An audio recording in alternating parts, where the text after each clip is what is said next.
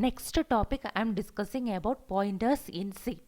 In this session we will discuss about what is a pointer, how to declare a pointer, and we will see a small example program. What is a pointer? Pointer means it is a variable which stores the address of another variable. That is called pointers.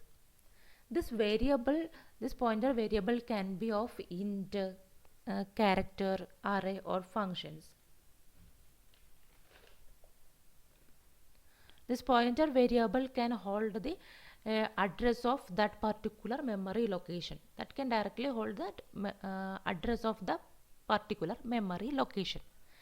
Next we can see how to declare a pointer variable. This is the syntax how to declare the pointer variable. Type means any of the C data type, int, character or anything. This is the asterisk symbol. Next is variable name. Variable name we can give any name. That is depends upon our requirement. This is the example of declaring a pointer. Int asterisk p. This is the declaration of pointer. Next I am explaining about one small program for pointer. Hash include stdio.h. This is the header file. Next is the main method. Inside the main method I declared one variable int n. The value I assigned as 5. Next I declared one pointer variable p. Within that point here I am assigning this ampersand n to p.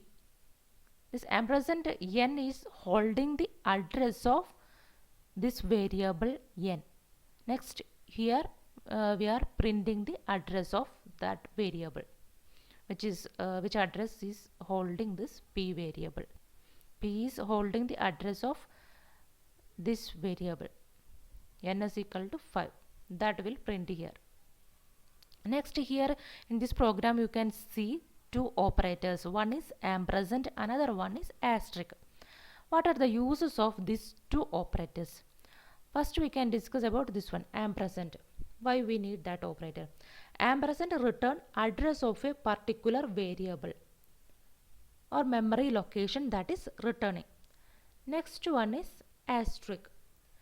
Asterisk returns value which is inside this specific address. That is the use of asterisk. Asterisk is returning the value which is inside a specified address.